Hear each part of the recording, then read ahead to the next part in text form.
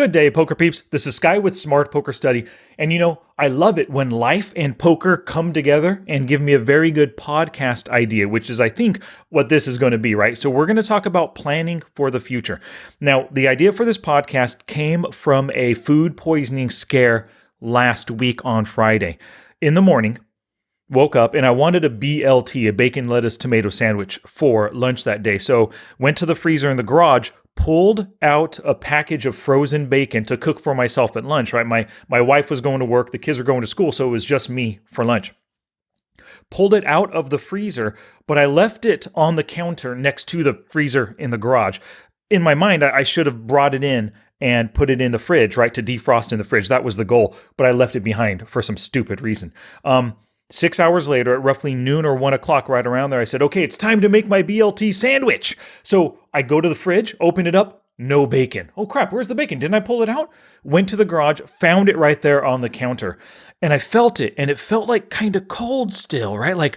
And I thought to myself, well, it should be safe. It's like 40 degrees outside. This bacon should be fine. The garage is warmer, right? Than outside. I thought it should be fine. So I said, I'm just going to cook it. It's fine. It's just bacon. It's not like chicken that's been left out. That was what was going through my head. So I'll be fine and I'll go ahead and cook it. I cooked it. I ate my BLT. Loved the sandwich. Extra bacon, of course, in a BLT, right? About a half pound of bacon. I used half of the package. But here's the thing. I've given myself food poisoning before. I left chicken out too long. I cooked it. I was the only one who ate it. Thankfully, the rest of the family didn't get food poisoning from it.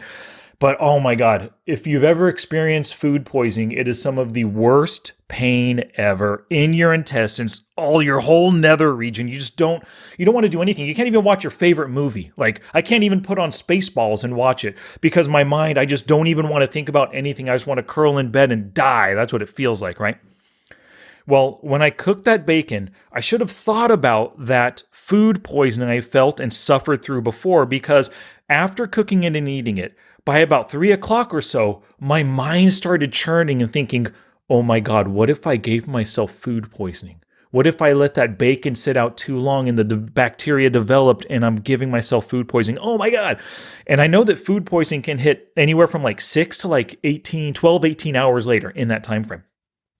So from 3 o'clock, when I started worrying about giving myself food poisoning, I couldn't think about anything. I didn't even eat dinner that night. I cooked dinner for the family and I ate 1 or 2 bites, but I was so worried about food poisoning, couldn't eat. When it came time to go to bed about 9 o'clock, I couldn't sleep. I stayed up all the way until midnight, just laying in bed trying to sleep. Fitful sleep all the way until 5 a.m. until finally it felt like, okay, it's been so long, I'm not going to get sick. But here's the thing. I should have seen it coming and made a better decision. That frozen bacon, my wife buys it from Costco, $15 5-pack, so $3 a pack, $3 a pound, something like that. I should have thrown it away, right? I should have realized that after eating it, I'm going to be worried for the next 6, 10, 12 hours afterwards. And I'm just not going to be able to think. I'm not going to be able to do anything because I'm just worried about getting sick. I'm worried about that pain, feeling that food poisoning pain again. So it would have been so much better. I should have seen all those anxiety issues coming, should have thrown that bacon away, just whipped out a new package, put it under water for 10 minutes, and it would have thawed out enough for me to cook it, right? And it would have been a $3 waste, that little bit of bacon. But I should have seen it coming, and that was so stupid. Now, you might be thinking, Sky, what does this have to do with poker? Well, really, it has everything to do with poker. Your decisions pre-flop affect what the situation you're in, and your decisions on the flop. Flop affects turn, river, and so on, right? It's not like, oh, I got king jack suited, I'm going to open raise. That's not it at all. That your mind should be thinking about more than just this instant right now. Sure, I got king jack suited. That's worthy of open raising in the cutoff, right? But what is that button player going to do? Does he like to 3-bet? Does he love to call? What about those 2 blind players? Most likely they're going to be the ones to call. But if that button player who loves to call, if he calls, whoa, that small blind player loves to 3-bet squeeze. My open might see a call and then face a 3-bet squeeze to which I'll have to fold. Looking forward to the future, realizing that, like Maximus says in Gladiator, right? What we do now echoes in eternity. Well, what you do pre-flop echoes on the flop. Actually, it echoes later on the flop, right? Or pre-flop. Your open raise incentivizes the other players to do whatever they want, but they still have options to play before you even see the flop, right? So let's get to discussing about planning pre-flop. All right, so when it comes to pre-flop planning, a critical idea is if I enter the pot, what situation am I getting myself into? Because you're not just playing, like you can see there's a hand on the screen right now. I got pocket sevens in the cutoff. The MP decides to fold. Great, it's on me. Pocket sevens in the cutoff, no-brainer open raise. No-brainer, right?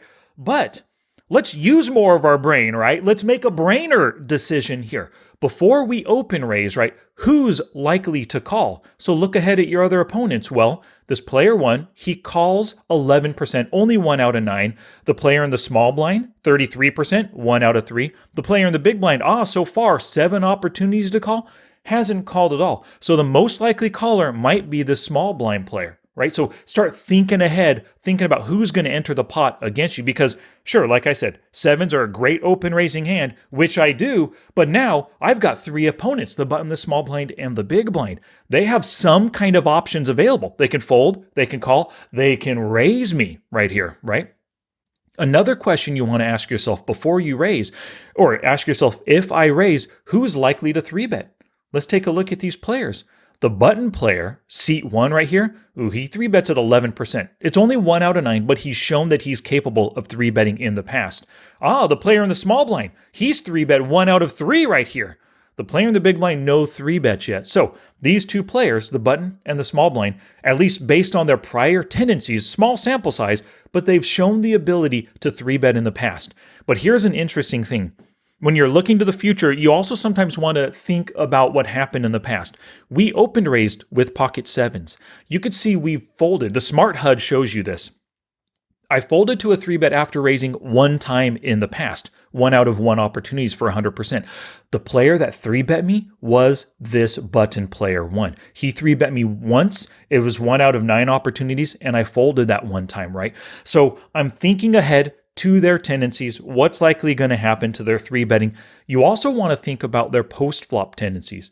If the player on the button calls or on the big blind, hey, that's not so bad. So far on the flop, they fold 100%, 2 out of 2 and 1 out of 1. I have a pretty good bluffing opportunity set up for myself so far after raising if one of these 2 players calls, right? But here's the thing. Before you make your raise, make a plan for what you're going to do on the flop if opponents call and what you're going to do versus a 3-bet. Like I said, the button player 3-bet me in the past, and he comes in with the same size as before, 9 big blind 3-bet against me. Both of the blinds fold, and I had this plan ahead of time. I've got the pocket sevens, but this guy 3-bet bluffed me in the past. I'm just going to stick it in his face right now. I'm not going to give him the opportunity. I'm not just going to call and then fold to his c-bet on the flop. With pocket sevens, I'm most likely check folding out of position on the flop, right? So what I decided to do is I'm just going to assume that right now, this 3-bet for 9 big blinds, the same situation as before. I open in the cutoff, he 3-bets, I fold. He's doing the same thing, trying to pick up a simple 3 big blinds on me. I say, screw you, buddy. I go in over the top, I shove, and he makes a quick fold. But I only made that play because I planned this out ahead of time. I knew I was in the same spot as before, and I'm just taking advantage of his tendencies right here. Now, if you happen to have a great hand like pocket kings, well, that's a bummer. I'm a 80-20 dog or 20 to 80% dog right there, right? That's a bummer. But if he has ace, king, ace, queen, ace, jack and decides to call, then hey, I mean, I got about a 50-50 chop right there. So I felt that he's folding most of his hands, 95% of his 3-betting hands, he's going to fold right here. I thought this was a very good bluff. But like I said, I planned ahead because I was looking to the future. Or I planned ahead of time because I was looking to the future before actually making this play. All right, so a second hand for planning pre-flop, right? We've got the pocket 8, same position in the cutoff right here. Both the EP players, EP and MP, fold. It's up to me. Now, pocket 7's no-brainer open raise, but right here, pocket 8's also no-brainer open raise, but we want to think ahead. Let's use our brain right now. Who's the most likely caller? Well, the button is an 11-11, not a likely caller. He hasn't called yet. The small blind is a 17/2. The smart HUD shows us this, and he's only called 14% so far. Probably not calling. But this player in the big blind, 77 big blind stack, 48/17, calls 56% of the time so far. most likely he's going to call. So I know that he's my most likely caller. If I open raise, and I do, I make it 3 big blinds right here.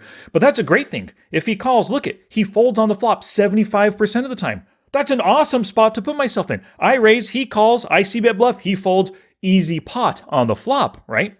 But let's see what happens here. The button folds.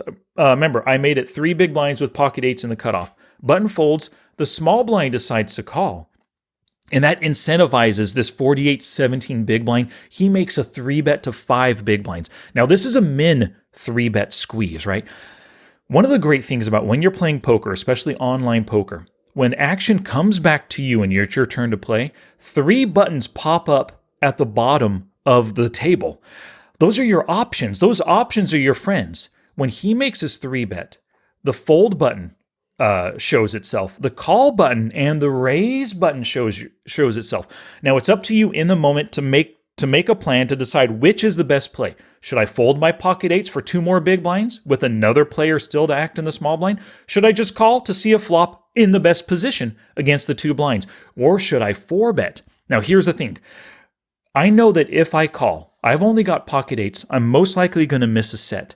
That flop is going to come ace, king, queen, jack, 10, 9 high, and I'm often just going to fold if he decides to c-bet, right? So I call another 2 big blinds only to fold, I don't know, 80, 70% of the time on the flop, potentially, against a 3-better. What I like instead, remember, you got those options that pop up, fold, call, and raise. I got the pocket eights, I'm in the best position, it's only 2 more big blinds, I don't like folding. I don't like calling either because, like I said, I'm going to fold on most flops. But what about raising? Is 4-betting a valid play here? And I say yes, it is. Because if I 4-bet and I show that I'm really interested in this pot, I have a strong hand, the small blind, the first caller, is probably going to fold. That's going to make me heads up with the big blind again. And once again, just like I said earlier, when he calls 2 bets, he folds versus c-bet 75% of the time. That's awesome. If I 4-bet right now, he's probably just going to call. And then I could just c-bet bluff on the flop, right? What an awesome play to make. So I made it to 9 big blinds. I didn't go over the top, make it 15. I figured 9 would be good enough to get the small blind to fold, and he did. And it's just enough to get that big blind to call with a really wide range, a range that he's very capable of folding on the flop. He just calls in the big blind. So the pot is 21 big blinds. I'm in position with pocket eights. The flop comes down ace, 10, 7, rainbow. Loving this flop. My re-raise easily reps pocket aces, ace, king, ace, queen, pocket kings, queens, like really strong hands right there, right? He checks, giving me the perfect opportunity to c-bet bluff with my pocket eights. Sure, I have a showdown hand, but I don't want to see any other cards come. I'd rather just end this hand now, pick up the 21 big blind pot. So I bet 10 big blinds, roughly half pot, and boom, he folds. So my plan, by looking ahead to the future, I realized that 4-betting is going to put me in a better spot than calling. So I made the 4-bet and took down a nice pot because of it. All right, so another pre-flop area that we need to plan for is what's going to happen after we call, right? So in this hand, you can see I've got ace, queen offsuit in the cutoff once again. EP folds. MP decides to open raise. Now, the MP is a 26-26 player. Very aggressive. He's 3-bet at 20%. It's only 1 out of 5, but he hasn't made any calls pre-flop, and he's only raised first in 25% of the time, right? This guy loves playing hands. He probably has a wide range right here in the MP. And the Smart HUD tells me all this. I understand this player. That's why he's color-coded orange, loose, aggressive style player, right?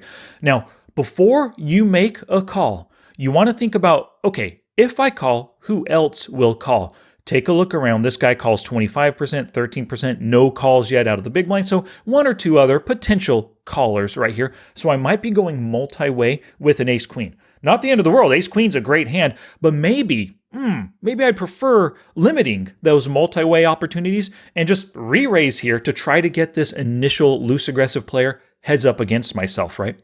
The other thing to ask before you call, if I call, who's likely to 3-bet squeeze? Because as you know, 3-bets are the bane of 2-bets. You hate facing them, whether you were the 2-better or you were the first caller, because you don't want to face that 3-bet squeeze, right? So before I make this call, I should look around and realize, whoa, I'm in the cutoff. The button player has position on me. He's 3-bet at 13%. It is only 1 out of 8. It's a small sample, but he's a 44-28 player. He's in the best position. He has a great opportunity to 3-bet squeeze. And I don't really want to face a squeeze. I mean, I've got ace queen offsuit. That's good. But if I decide to call, I'm just going to end up folding on most flops when I don't hit any kind of a pair, right? I'd rather be the one putting the aggression against my opponents. Another player in the small blind, 100 big blind stack, 24-18. He's 3-bet in the past, 13%, 1 out of 8. He's capable of squeezing as well. So by calling here, I risk facing that 3-bet. But, sometimes you want to call just to under-rep your hand. Maybe the initial raiser will never put me on an ace queen. So maybe that was my goal when I made this call right here. But really, I think 3-betting would have been better. What happened was I called, the button folded, the small blind squeezed to 16 big blinds, and everybody folded. Now, who knows what he had? Maybe he had pocket aces or kings and he wasn't going to fold, and if I 3-bet, he would have 4-bet. But I really like the idea. I would have been better off 3-betting rather than facing his squeeze and having to fold, because he made it such a big size.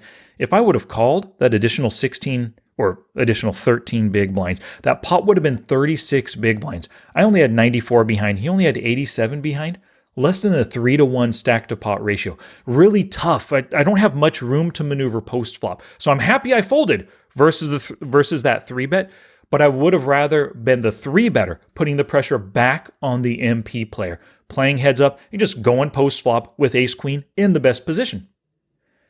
Alrighty, so sometimes calling to set mine and risking facing a 3-bet is a totally valid play. In this hand right here, I've got pocket sixes in the cutoff again. The EP decides to fold. The MP open raises to just 2.4 big blinds. He's a 21-16 tight aggressive player. In the MP, he probably has a 12 to 15% open raising range. So on the tighter side, the best broadways, the best pairs, suited aces, things like that. I have pocket sixes. Now, I love the idea of set mining to just try to hit a set versus a tight aggressive player, because if I hit my set, there's a good chance he has 119 big blinds behind. I have 125. I'm going to be earning a lot of chips if I hit the set. So there's a lot of implied odds, all the reason in the world to call. But there's one reason to fold, and that's why it's critical to plan and look ahead to see, oh, if I call, who else can call? If I call, who can 3-bet me? Well, boom, on the button, an 85-62 player. Yeah, the smart HUD is telling me I have a maniac in position on me. He's 3-bet so far 43% of the time, 3 out of 7 opportunities. I'm pretty sure that my call is going to elicit a 3-bet with anything decent that he has. Anything that he wants to play, he's going to 3-bet. But I think it's worth the risk of facing his 3-bet and being forced to fold, and that's my plan too. If he 3-bets to any reasonable size, I'm just out of there. I'm not going to set mine versus a short stack. The implied odds just aren't there, right? So he decides to 3-bet and he makes it 11 big blinds. Now, making it bigger like this, it's actually a good indication that he has a very strong hand at this point, because maniac players who 3-bet a ton, they're going to go smaller with their bluff, 7, 8 big blinds, maybe 9. 11 totally reads for strength. Everybody folds. I fold as well. I could have called to set mine versus a strong range, but here's the thing. He only has 62 big blinds behind. If I call, that flop's going to be 26 big blinds. It's going to be hard to get him off. I'm probably just going to check fold most flops. I'd rather just exit. So sometimes it's totally cool to make a call pre-flop, but still look ahead and plan for the other players who could 3-bet squeeze you. Alrighty, so now it's time to talk about flop, turn, and river planning, that post-flop part of the game, right? You always want to think about what's that next street going to look like. When you're pre-flop, you think about the flop. Flop the turn the river. Always think about that. You also want to think about your opponent's tendencies, and that's one of the reasons why I play online poker. I use my smart HUD for Poker Tracker 4. Absolutely love how the HUD gives me statistics on my opponent's tendencies, so I have a good read on what they're generally capable of doing, and then I make plans to exploit those plays, as you will see in this hand right here. You also want to think on the flop, oh, what turn cards are good or bad for me or for his range? On the turn, think about what river cards are good or bad for you. Those are also going to help you make better decisions in the now to avoid tough spots in the future. So let's take a look at this hand. We have 8-7 offsuit, 6 max, EP folds, MP, 18/16, tight aggressive player. He just min raises to 2 big blinds. The cutoff folds, the button folds, small blind folds. It's on me. Now, If you've ever seen my KISS cash game ranges, you know that 8-7 offsuit is outside of the ranges. I generally don't call. But I'm planning to the future. I'm looking ahead. Look at this player right here. He c-bets the flop 67% of the time, 4 out of 6. It's a pretty good tendency that's saying that, hey, he loves c-betting flops, right? Which means he has a lot of bluffs in his c-bets right there.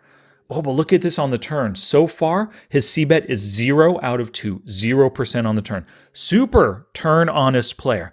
So my plan right now, like his stats give me a very easy plan. I'm going to call flop, and then as soon as he checks turn, boom, I'm going to bet river as a bluff, right? Because 8-7 offsuit, most likely I'm going to have to bluff to win the pot, you know?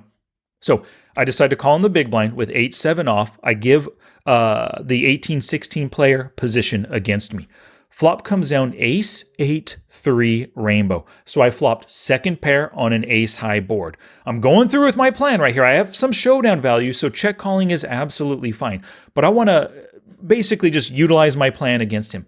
I check, and now he comes out for 1/3 pot, 1.5 big blinds into the 4.5 big blind pot. Smells like weakness. I have a decent showdown value hand, but I see no reason to raise right now because he's displayed his turn honesty in the past. I'd rather just call this small bet with showdown value, and then when he checks the turn, I can assess on the river, right? So I decide to call.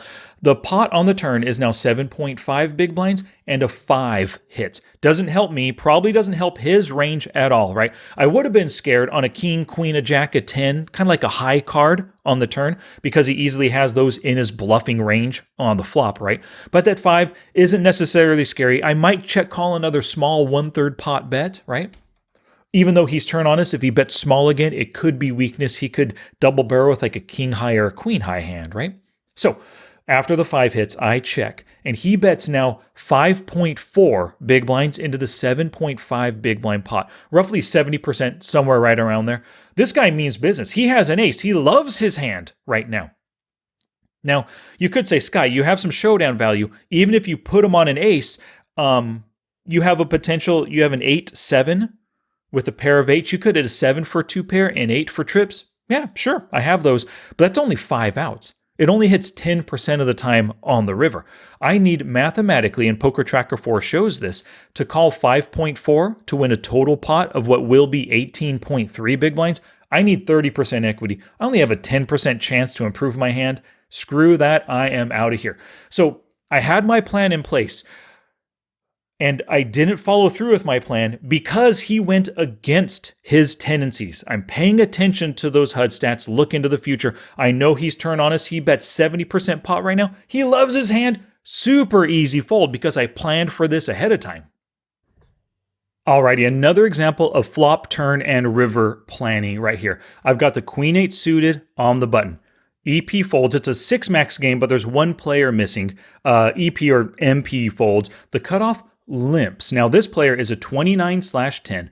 I know this player, super mega fish. He limps 22% of the time, limps calls 57% of the time.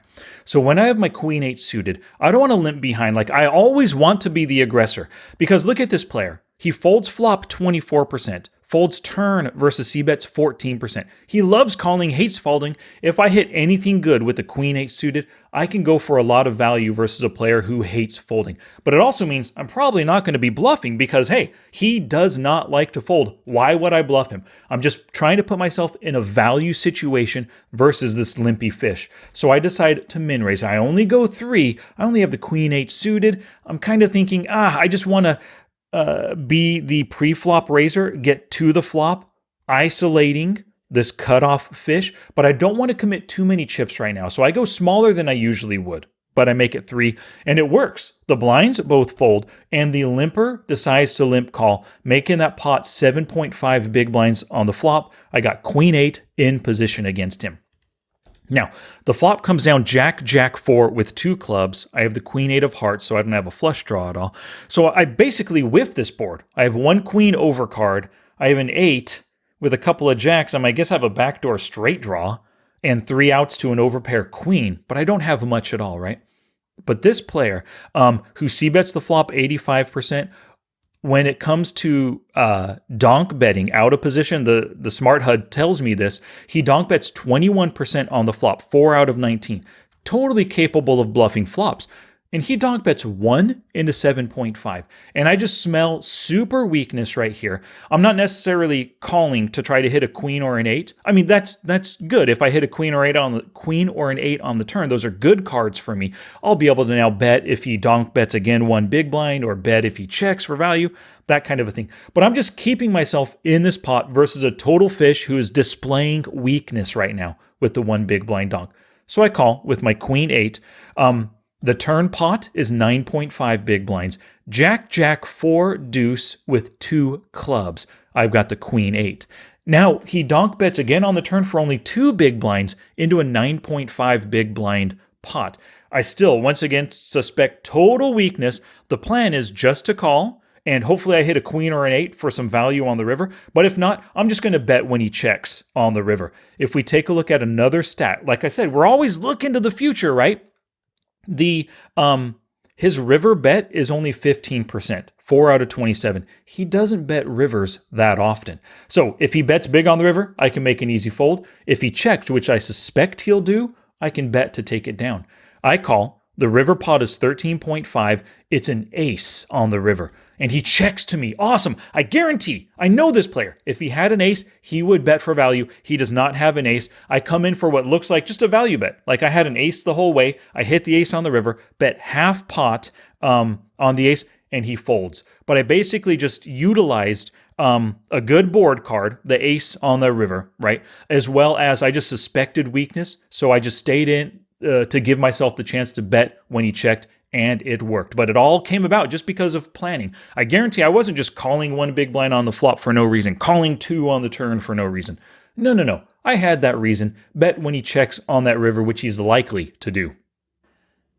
Alrighty, so I have done enough talking. It's time for you to take action. The first thing, please give this video a thumbs up if you've enjoyed it, if you've learned a little something from it. The second thing, I want you to take action and play with purpose. Over the next 5 days, play just 1 or 2 tables per day. But your goal is to plan for right now, plan for the future. Pre-flop, plan for the flop. Flop, plan for the turn. Your goal is to plan every single hand that you play.